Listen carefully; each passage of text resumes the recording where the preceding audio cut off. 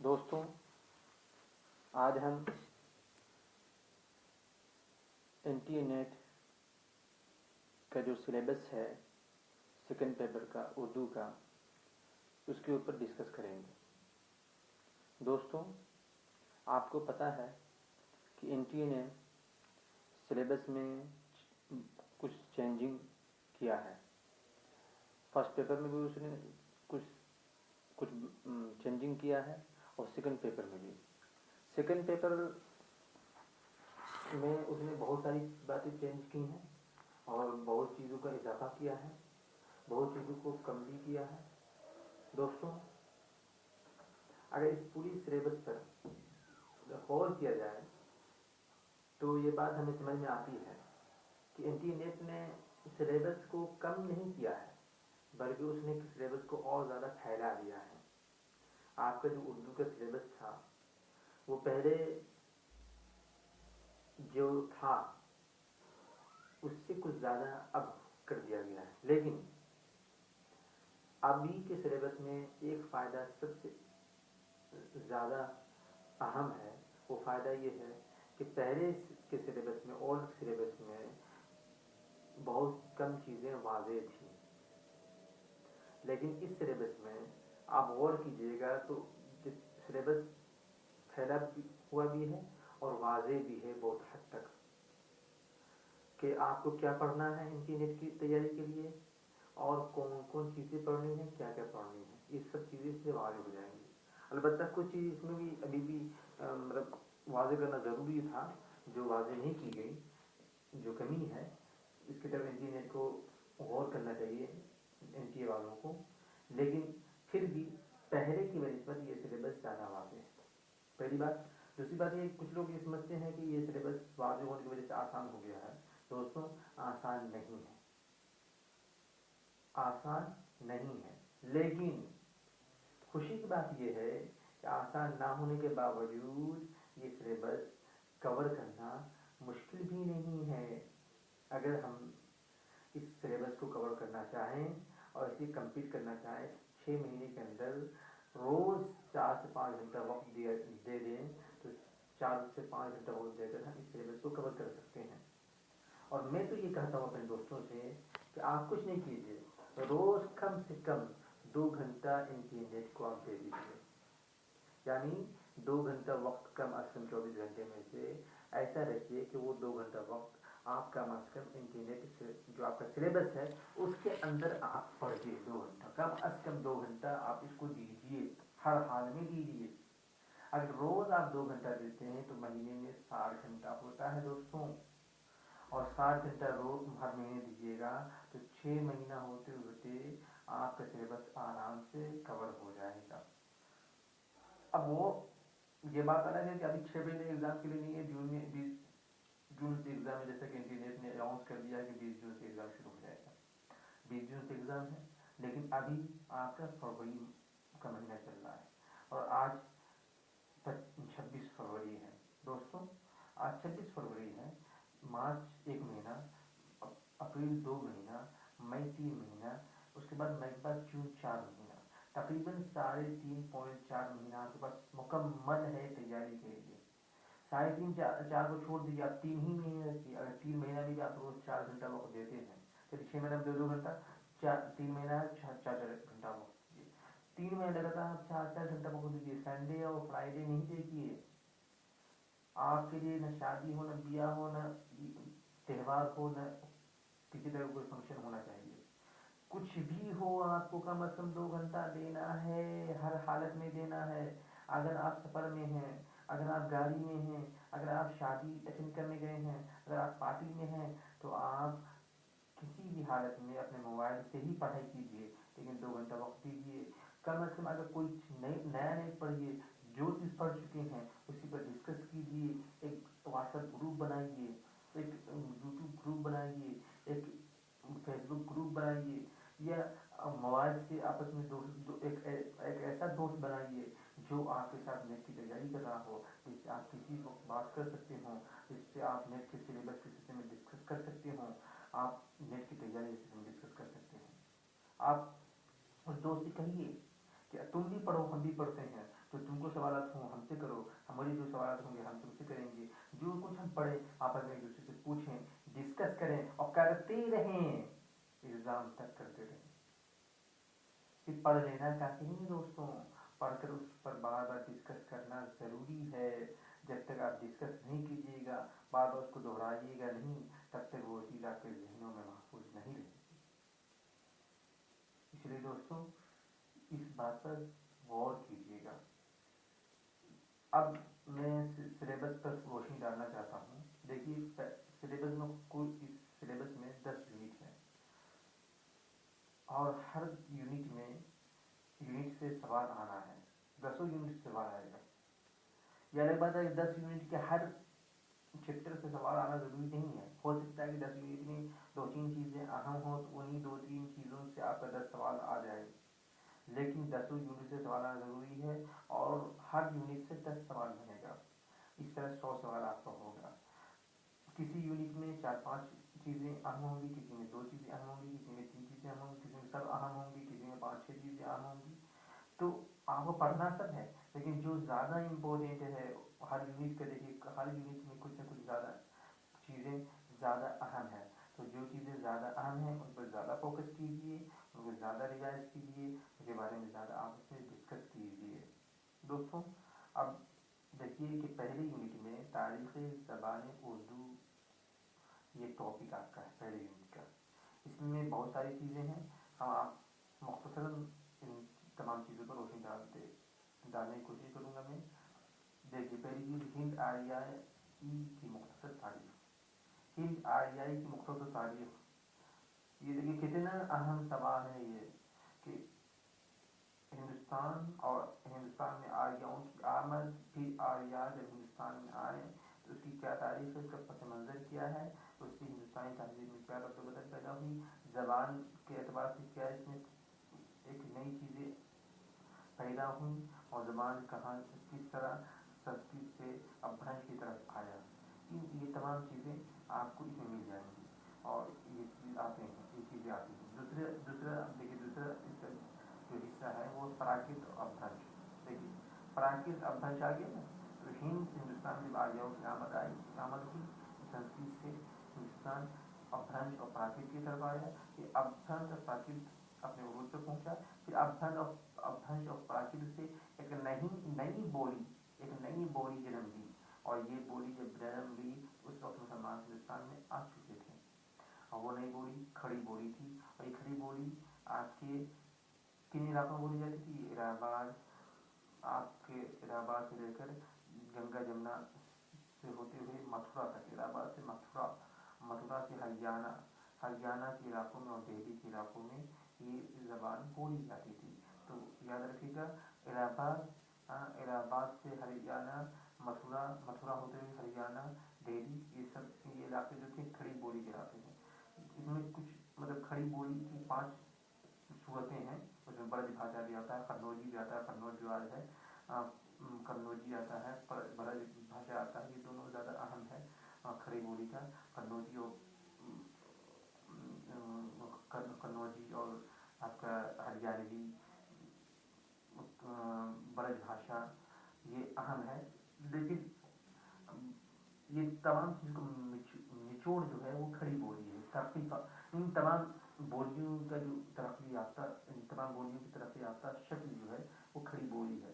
یہی کھڑی بولی ہے جس سے اردو، آج جو ہم اردو بول رہے ہیں، یہ اردو زبان یہ کھڑی بولی سے نکلی ہے۔ تو دوستوں اردو زبان کی ابتدا کھڑی بولی سے ہوتی ہے، اور کھڑی بولی کی 2 شکل ہے جو آج موجود ہے ہندوستان میں، ایک اردو، ایک ہندی۔ یہ اردو ہندی 2 زبان الگ الگ نہیں ہے دوستوں، یہ دونوں زبان میں ایک ہی بولی سے یعنی کھڑی بولی سے نکلی ہے، اور کھڑی بولی کا 2 روپ جو ہے وہ اردو ہندی ہے۔ یہ اردو ہندی الگ کوئی زبان نہیں ہے، بلکہ اردو ہندی دونوں ایک ہی ہے، بس یہ کہ ایک مطلب کھڑی بولی کی ترقی یافتہ شکل ہے، ایک کو ہم دیوناگری رسم الخط میں لکھتے ہیں تو اسے ہندی کہتے ہیں، اور ایک کو ہم فارسی رسم الخط میں لکھتے ہیں تو اسے اردو کہتے ہیں، بس صرف اس کا رسم الخط کا فرق ہے، لیپی کا فرق ہے، ورنہ بولی ایک ہی ہے، زبان ایک ہی ہے۔ وہ الگ بات ہے کہ آج مطلب آزادی کے بعد سے لے اب تک ترقی کرتے کرتے ہندی زبان میں فارسی اور عربی کی جگہ اور اردو الفاظ کی جگہ سنسکرت الفاظ زیادہ داخل کیے جانے لگے ہیں، اور اب سنسکرت الفاظ کا زیادہ سے زیادہ استعمال اردو ہندی میں کیا جانے لگا ہے، جس کی وجہ سے ہندی ہمیں الگ زبان لگتی ہے، ورنہ ہندی الگ کوئی زبان نہیں ہے، وہ اردو ہی ہے، بس اس کا رسم الخط جو ہے، لپی جو ہے وہ الگ ہو گیا ہے، یعنی اسی اردو کو دیوناگری رسم الخط میں لکھنے کی وجہ سے وہ ہندی کرانے لگا، ورنہ ہے اردو۔ اور یہ اردو جو ہے وہ آج کی جو اردو ہے ماشاء اللہ اسی صورت میں تقریباً ہے جو پہلی اس کی شکل تھی۔ اب ہاں یہ کہنا زیادہ بہتر ہوگا کہ آج کی اردو پہلے کی اردو قدیم اردو سے کہیں زیادہ ترقی یافتہ شکل میں موجود ہے، اور کہیں زیادہ وسیع ہو چکی ہے اور سہل بھی ہو چکی ہے۔ اب دیکھیے چوتھا ہے اردو کی ابتدا کے بارے میں مختلف نظریات۔ دیکھیے دوستوں یہ چیز بہت امپورٹنٹ ہے، اور یہ اکثر نیٹ میں پوچھا جا چکا ہے کئی سالوں تک۔ میں نے تقریباً 15 سال کے نیٹ کے پیپر کا مطالعہ کیا ہوں، اس میں ہر سال کے ایگزام میں کہیں نہ کہیں یہ سوال آ ہی جاتا ہے۔ اب دیکھیے اردو کی ابتدا کے بارے میں مختلف نظریات، اس میں کئی لوگوں کا ذکر ہے، جیسے محمد حسین آزاد، محمود شیرانی، نصیر الدین ہاشمی، مسعود حسن خان، سید سلیمان ندوی، شوکت سبزواری۔ دیکھیے دوستوں اس میں جتنے لوگوں کا نام ہے ان تمام لوگوں کا اپنا اپنا نظریہ ہے اردو کی ابتدا کے بارے میں۔ سب سے پہلے محمد حسین آزاد، محمد حسین آزاد نے آب حیات کے شروع میں ہی یہ کہہ دیا کہ اردو کی ابتدا، اردو زبان کی ابتدا برج بھاشا سے ہوتی ہے۔ اور محمود شیرانی، اس کے بعد محمود شیرانی کا نام آتا ہے، محمود شیرانی نے اپنی کتاب پنجاب میں اردو، بہت اہم کتاب محمود شیرانی کی ہے، محمود شیرانی بہت بڑے محقق ہیں، ان کی کتاب پنجاب میں اردو ہے، اس میں انہوں نے بہت زور کے ساتھ دلائل کے ساتھ یہ ثابت کرنے کی کوشش کی ہے کہ اردو کی ابتدا پنجاب سے ہوتی ہے، اور پنجابی اردو میں بہت ساری چیزیں ایک ہیں۔ اسی طرح تیسرا نام جو ہے نصیر الدین ہاشمی کا نام ہے۔ دوستوں یہ نصیر الدین ہاشمی حیدرآباد کے رہنے والے ہیں، دکن کے رہنے والے ہیں، ان کی یہ کتاب بہت زیادہ مشہور ہے، دکن میں اردو۔ اس کتاب میں انہوں نے یہ ثابت کرنے کی کوشش کی ہے کہ اردو کی ابتدا دکن سے ہوتی ہے، اور دکنی رجحانات کا اثر اردو پہ زیادہ ہے۔ اور چوتھا جو نام ہے اس میں وہ مسعود حسین خان کا ہے۔ مسعود حسین خان بہت زیادہ مشہور محقق ہے اور بہت بڑے محقق ہیں، انہوں نے اپنی کتاب مقدمہ تاریخ زبان اردو، ان کی کتاب بہت زبردست کتاب ہے مسعود حسین خان کی مقدمہ تاریخ زبان اردو، اس پہ انہیں ایوارڈ بھی مل چکا ہے۔ اس کتاب میں انہوں نے یہ ثابت کرنے کی کوشش کی ہے کہ اردو کی ابتدا جو ہوتی ہے وہ ہریانوی سے ہوتی ہے، ہریانوی زبان سے، اور اس پر انہوں نے بہت زور دیا ہے، اور پھر اپنی کتاب کی الگ الگ ایڈیشنوں میں انہوں نے اپنے نظریہ کو بدلا ہے، کہہ سکتے ہیں اس کو بدلا ہے واضح طور پر، کہ ایک میں ہریانوی کہا تو دوسرے میں کہا ہریانوی اور دہلوی، پھر تیسرے میں کہا ہریانوی اور برج بھاشا، پھر آخری جا کے آگے کہا کہ نہیں ہریانوی اور کھڑی بولی سے مل کر اردو زبان پیدا ہوئی ہے، لیکن ان کا نظریہ بدلتا رہا۔ آگے چھٹا نام جو ہے سید سلیمان ندوی کا نام ہے۔ یہ سید سلیمان ندوی بھی بہت بڑے عالم گزرے ہیں، اور اردو کے بہت بڑے ادیب بھی گزرے ہیں، انہوں نے بہت ساری کتابیں لکھی ہیں، اور سوانح نگار بھی یہ ہیں، اور انہوں نے یہ سیرت نگار بھی ہیں۔ انہوں نے اپنے ایک کتاب میں یہ نظریہ پیش کیا کہ اردو کی ابتدا سندھ سے ہوتی ہے، اور پھر انہوں نے دلائل سے ثابت کرنے کی کوشش کی کہ وہ سندھ میں پہلے مسلمانوں کی آمد ہوتی ہے، اور سندھی زبان میں کے لوگ اور عربی زبان، سندھی زبان اور عربی زبان میں جب میل ہوتا ہے تو ایک نئی زبان پیدا ہوئی، اور اس کی دلیل انہوں نے یہ بھی دینے کی کوشش کی کہ آج ابتدائی اردو میں عربی کے الفاظ زیادہ ہیں، اس لیے ان کا نظریہ ہے کہ عربی سے مل کر ایک نئی زبان سندھی اور عربی جب ملی ایک نئی زبان پیدا ہوئی، وہ اردو ہے، آج کی طرف یافتہ اردو۔ اب آخری جو نام ہے وہ شوکت سبزواری کا ہے، یہ بہت بڑے محقق ہیں اور لسانیت کے ماہر ہیں، انہوں نے سب سے اچھا نظریہ پیش کیا، جو نظریہ آج تک سارے لوگ قبول کرتے ہیں، وہ نظریہ ہے کہ ان کا کہنا ہے کہ اردو کی ابتدا کے بارے میں ہمیں کھڑی بولی پر غور کرنا چاہیے، اور وہ یہ کہتے ہیں کہ اردو کی ابتدا کھڑی بولی سے ہوتی ہے، یعنی اردو جو ہے اردو کی ابتدا کھڑی بولی سے ہوتی ہے۔ کھڑی بولی کی دو شاخیں ہیں، کھڑی بولی کی ایک اردو اور ایک ہندی، अगर देवनागरी लिखनफर में जिसको लिखते हैं उसको हिंदी कहते हैं, जिसको फारसी लिखनफर में लिखते हैं उसको उर्दू कहते हैं। और उर्दू हिंदी की इब्तदा जो खड़ी बोली से होती है, और इसको उन्होंने वाज़ेह तौर पर साबित किया है दलाल के साथ। और इन्हीं के ख्याल को माना जाता है, खड़ी माना जाता है और बेहद ज़्यादा सही भी है। अब पांचवा जो है वो है उर्दू का इब्तदाई ज़माना। दोस्तों उर्दू का इब्तदाई ज़माना क्या है, इस सिलसिले में उर्दू की इब्तदा मतलब ये गौर करना है कि उर्दू की इब्तदा कैसे कैसे होती है, कहाँ से होती है, इन बातों पर गौर किया जाएगा। इसमें दक्कन तो आ ही जाएगा, और अमीर खुसरू भी आ जाएंगे शिमाल से, और फिर अमीर खुसरू के बाद अफजल झंझानवी आ जाएंगे। और इधर दक्कन में आपके आदिल आशिकी से बात की जाएगी, बयान आशिकी नहीं बल्कि आपके फरीदी निज़ामी बिदरी की करमराव से बात की जाएगी, बामनी सुल्तान से बात की जाएगी, बामनी सुल्तान से आदिल शाही और कुतुब शाही दौर तक, ये तमाम दौर इसके अंदर दाखिल हो जाएगी। और छठा है उर्दू साख्त के बुनियादी अनासिर। अब देखिए उर्दू साख्त के बुनियादी अनासिर क्या क्या है, इस पर वो इसमें किया जाएगा, इसमें डिस्कस होगा। और सातवां जो है वो बहुत अहम है कि दक्कनी उर्दू की लिसानी खुसूसियात क्या है। ये सवाल बहुत अहम है कि दक्कनी उर्दू की लिसानी खुसूसियात क्या है। इसके लिए आपको दक्कनियात का मुताला ज़रूर करना होगा। और दक्कनियात के मुताले के लिए मैं आपको एक किताब का नाम देता हूँ, वो किताब है तारीख़ अदब उर्दू। ये डॉक्टर जमील चालबी की है, बहुत अहम किताब है डॉक्टर जमील चालबी की तारीख़ अदब उर्दू। इसके पहली चीज़ में दक्कनियात की कितनी बात की गई है, और दक्कन के अंदर जो भी अहम तस्नीफ़ात हैं उन पर भी उन्होंने बहस की है, उसकी लिसानी खुसूसियात पर भी बहस की है। उस किताब का अगर आप मुताला कर लेते हैं तो आपको इस दक्कनियात के सिलसिले में फिर और किसी किताब की मदद लेने की ज़रूरत नहीं पड़ेगी। इस सिलसिले में देखिए यहाँ कितनी मतलब यहाँ इशारा भी उन्होंने कर दिया है कि दक्कनी उर्दू की लिसानी खुसूसियात के सिलसिले में आपको किन किताबों का मुताला करना है। देखिए सबरस का मुताला करना होगा, कुतुब मिश्ती का मुताला करना होगा, कुली कुतुब शाह के कलाम का मुताला करना होगा, वली के कलाम का मुताला करना होगा, सिराज औरंगाबादी के कलाम का मुताला करना होगा, तभी जाके आपके सामने दक्कनी उर्दू की खुसूसियात जो है वाज़ेह होंगी। तो इस मतलब ये है इसका दूसरा कि इस यूनिटी में आपसे सबरस से भी सवाल आ सकता है, कुतुब मुश्तरी से भी सवाल आ सकता है, और दीवान कुतुब शाह से सवाल आ सकता है, दीवान वली से भी, और दीवान सिराज औरंगाबादी से भी सवाल आ सकता है। इसे याद रखिएगा कि इसलिए आपको इसका मुताला करना होगा। सबरस कुतुब मुश्तरी के अलावा कुलियात कुतुब शाह, कुलियात वली और कुलियात सिराज औरंगाबादी पर भी नज़र डालनी होगी। और उसकी कुछ अशार भी कम अज़ कम अपने नोट्स जो बनाए उसमें एक दो शेर कम अज़ कम लिखें ज़रूर, ताकि वो आपके कम से कम उस्लूब बार बार रिवाइज करने से कम आपके सामने उस्लूब दक्कनी उस्लूब वाज़ेह होगा ना।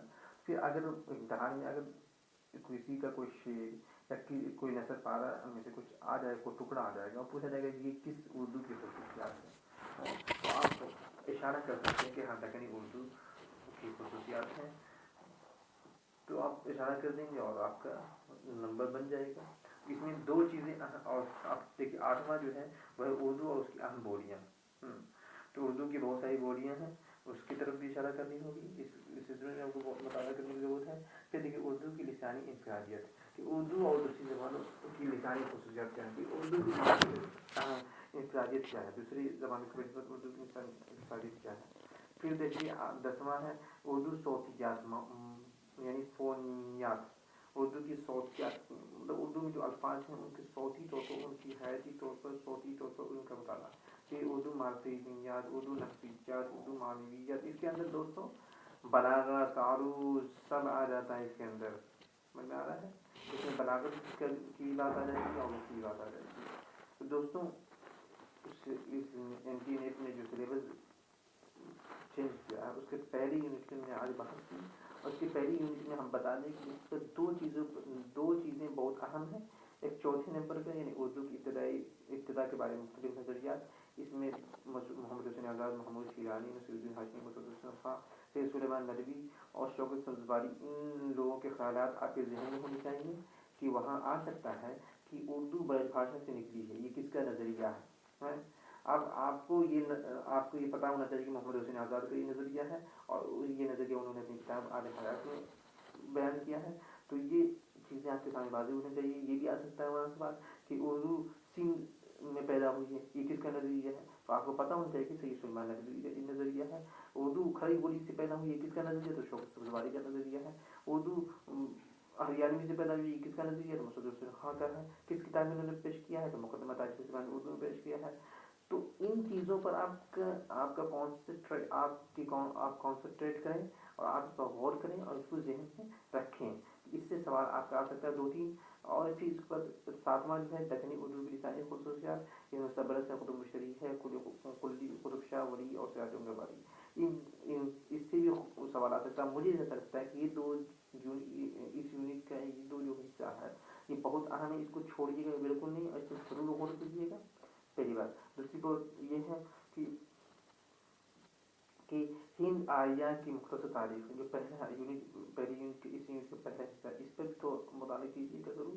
और फिर इस यूनिट के आखिरी में आ जाइए कि उर्दू नहवियात मानवियात, इससे भी सवाल अक्सर आ चुका है, मैं बोल रहा हूँ आपको, अक्सर आ चुका है। 10-15 साल के सवाल देख चुका हूँ, आ चुका है कि सौतियात से क्या मुराद है, मातियात से क्या मुराद है, नहवियात से क्या मुराद है, मानवियात से क्या मुराद है।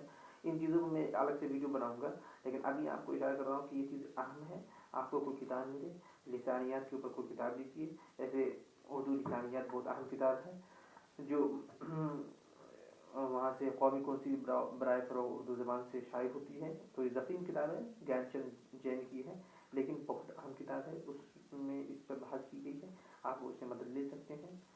दोस्तों अब इसी में आपसे विदाई लेता हूँ। फिर मुलाकात होगी इंशाअल्लाह और अगले वीडियो में इंशाअल्लाह। इसके बाद दूसरे सिलेबस दूसरी यूनिट पर हम बात करेंगे। फिर और यूनिट बहुत सारी 10 यूनिट है, 10 यूनिट पर अलग अलग वीडियो में बात करेंगे। आपसे गुजारिश है कि आप इस वीडियो को ज़्यादा से ज़्यादा शेयर करें और अपने दोस्तों को बताएं कि दूसरे लोग भी इससे फ़ायदा उठाएं। अल्लाह हाफिज़, फ़ी अमान अल्लाह।